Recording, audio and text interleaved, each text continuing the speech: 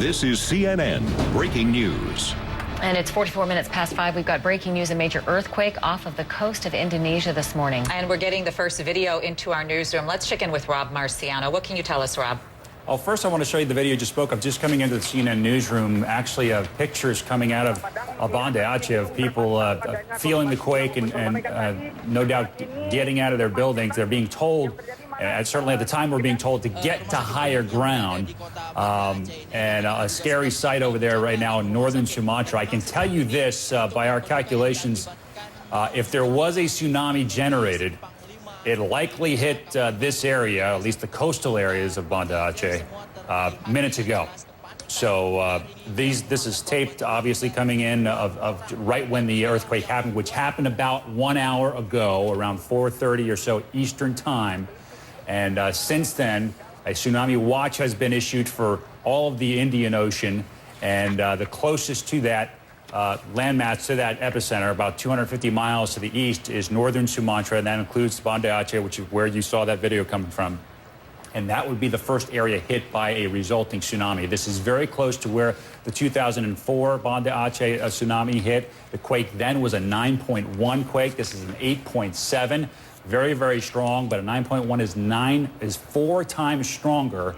This is a logarithmic scale, so it's 4 times stronger than an 8.7 quake. So that gives us some optimism. But a quake of this size, anything over 7 or even 8.0 in magnitude, is likely to generate a tsunami, depending on how the bottom of the ocean, those plates reacted. Back in 2004, we had a thrusting of the plate, and that created that huge wave. If we had more of a slip, then that would create less of a wave, if at all. So we're waiting to get reports of a tsunami. We're trying to tap into our data list of buoys out there to see if there's been any lift in the ocean. And right now, I can't tell you that for sure. But Banda Aceh would have gotten hit by a tsunami if one was generated. Other spots in Indonesia that could see a tsunami: Padang at 6:17 Eastern time, so in about a half an hour. Bali at 8:53 Eastern time. Points further to the south and east. In Australia, the northwestern point of Australia at 9:15 Eastern time.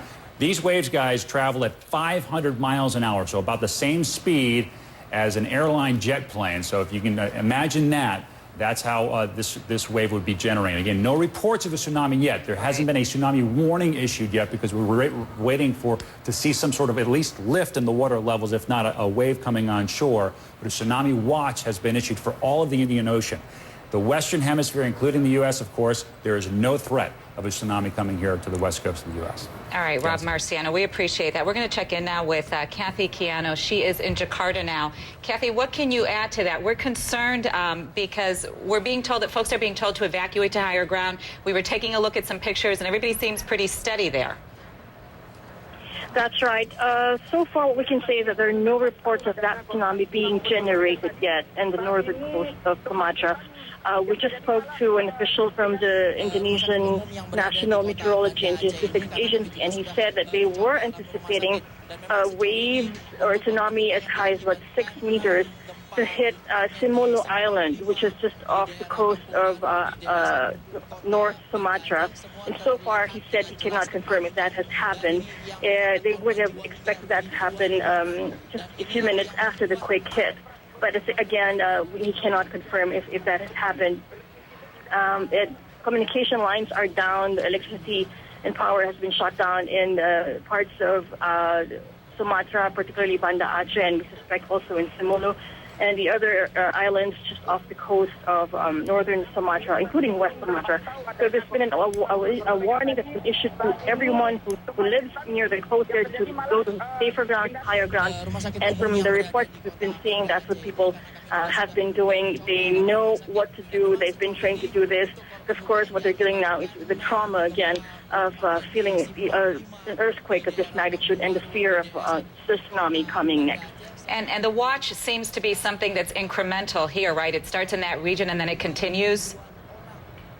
Yes, that's right.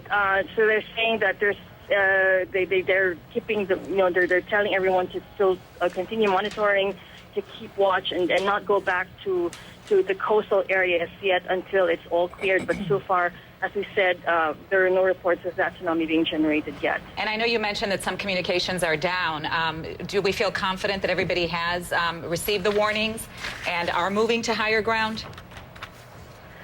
Yes, the first warning that the previous people get is the earthquake itself, and we know that it was felt in these areas, Banda Aceh, parts of western Sumatra as well.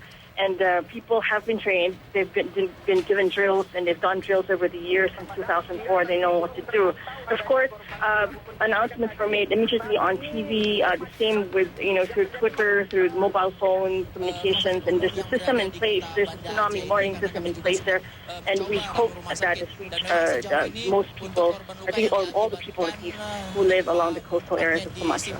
All right, Kathy Cano, live in Jakarta for us. We're going to continue checking in with you for any further developments. Thank you. And just going back to 2004, you can just see the fear on the faces of those people in the video. They have lived through this before when Rob Marciano said this was a 9.1, today 8.7. So, and but he said that's a significant difference, though. He said that's a real significant difference in size. 4 size. times the difference, significantly. But at the same time, if you've ever been to Indonesia, it is low-lying all around the coast. There are a lot of volcanic areas there, so there is a lot of high ground, but it's spotty. I mean, to get to high ground could be, tens of miles, and it could be very close by as well. So for those people, it looked like they were sort of paralyzed in position where they were. We're also getting word as well that there are outer islands of India that are also being ordered to evacuate as well. So imagine just how far those southeast outer islands of India are from this epicenter.